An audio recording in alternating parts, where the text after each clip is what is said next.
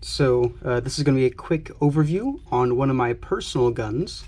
So this is kind of my newest sort of fun gun that I've been working on and using.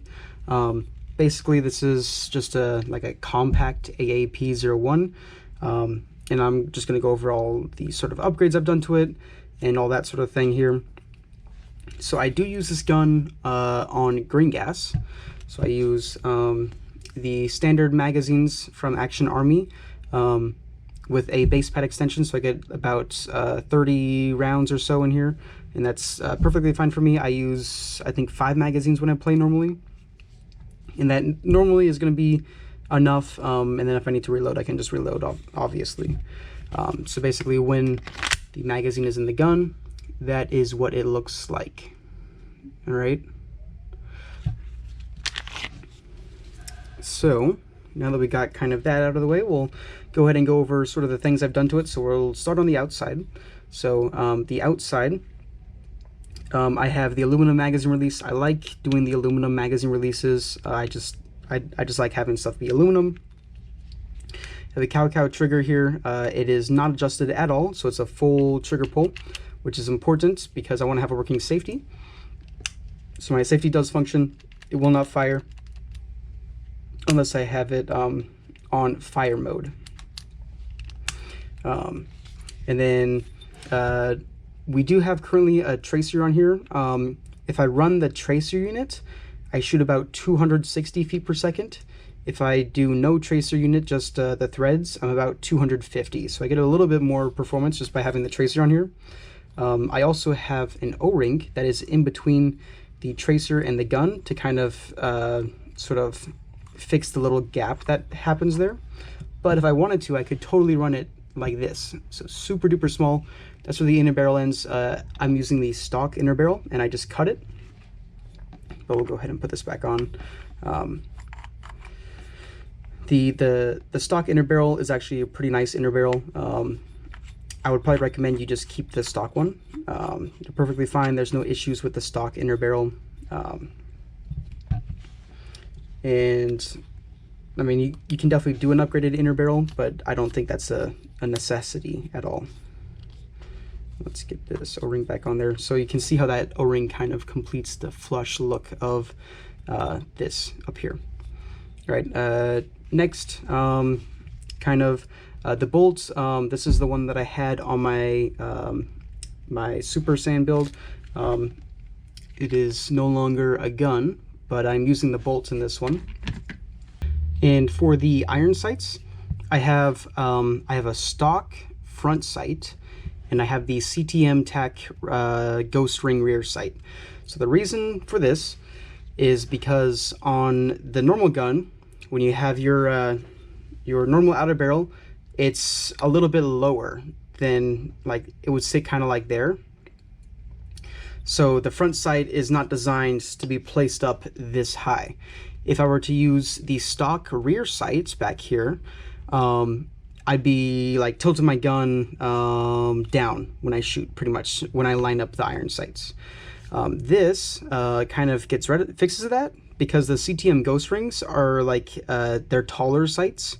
So I use the taller rear sight with the stock front sight, and it actually lines up pretty dang perfectly. So basically, where that hole is up here, that hole is where the center is, and that lines up pretty dang close to where this is. So if I go ahead and show you, it's going to look like that when I'm shooting. And that's pretty nice. Obviously, this is a pretty low power gun, so accuracy at range is not going to be the greatest. So I don't worry about having this ghost ring. Like, I figure if I have the dot close to the center and the ghost ring is on somebody's chest, I should be fine for the most part. But we're going to go ahead and open this up so I can show you what's kind of done on the inside of the gun. So we have the Cnc Hop-Up Chamber. This is kind of, I definitely recommend this. I like how you can click it into place, like it clicks. It's not just like a wheel that's spins. It's going to physically click into place, and it will not move once you click it into place.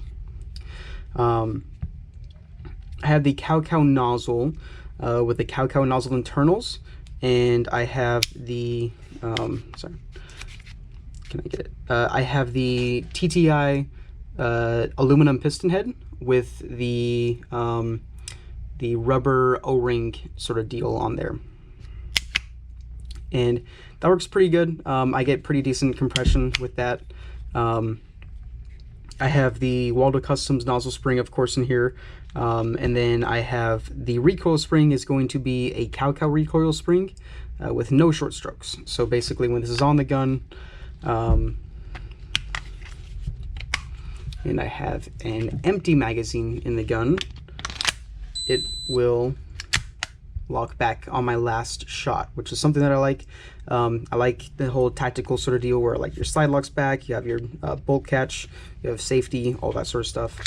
That stuff is fun for me. I think it's cool, so I like to have all that stuff functional on my personal ones. And especially here where I play, we're required to have a functioning safety of some kind on the gun. So this fulfills that, whereas the slide catch is like a personal preference sort of deal.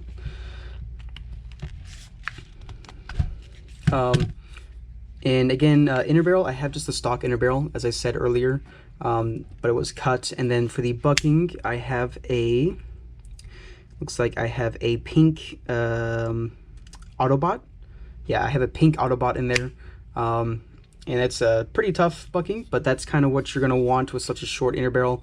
If I tilt this gun all the way to the side, it goes off super crazy to the side around the corner.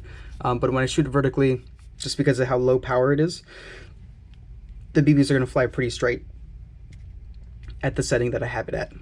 And then in here, so I have a titanium frame pin for the trigger pin, and that was from True Remedies.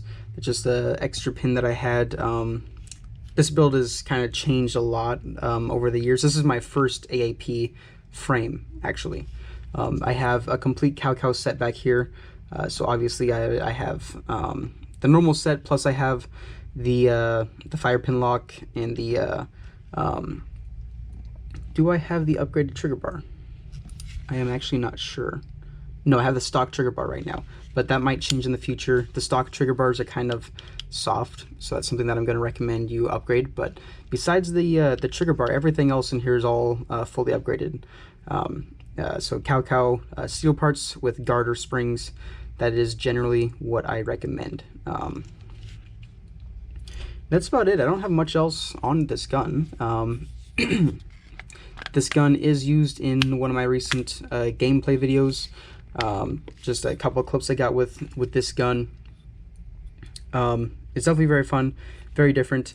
It's only 250 FPS, and that changes a lot. I think that as long as you're over 200 feet per second, you should be fine. You shouldn't have any issues, or you shouldn't have too many issues, sorry, with people not calling their hits. Obviously, you might need to shoot them a couple times more than you normally would, just because of how low power it is. Like if you hit some like thick clothing, like they might not even know. Especially with the low power, like you're not going to have a super loud noise when you hit something. Yeah, I mean, I lost my cap on the tracer, but I think that's fine. I prefer the look of it without the cap. The cap that goes on these tracers is like a weird cap. It has a whole bunch of like soft spikes on it, and I don't like how that looks. So this kind of gets rid of that. And I mean, like if somebody shoots the front of this, I just gotta buy a new one. I'm missing the cap anyways, so yeah. Some things that I might change or that I don't like about this, the rear sight, it is like a gunmetal bluish greenish gray, and unfortunately that's just the only color that they come in. I would prefer it to be black just to match the front sight and the rest of the gun, because everything else is black pretty much, except for gold trigger and the gold frame pin. But that's something that I definitely wish was different, but I'm not gonna, it's not that big enough of a deal for me to care about. And I might actually stipple this grip.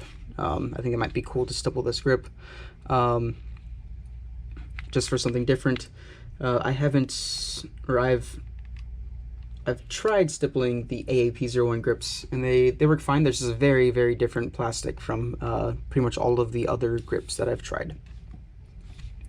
But yeah, that's about it. I hope I got everything in. If not, I'll just have to redo this. But yeah, have a nice day, I guess. I don't know if I can get a good thumbnail here. Maybe that's fine. I don't know. Right. Adios. Don't forget to like, comment, and subscribe if this video was useful for you. And make sure you check out the link down below. That is a link to our Discord server, and you are welcome to join. All right. Have a nice day.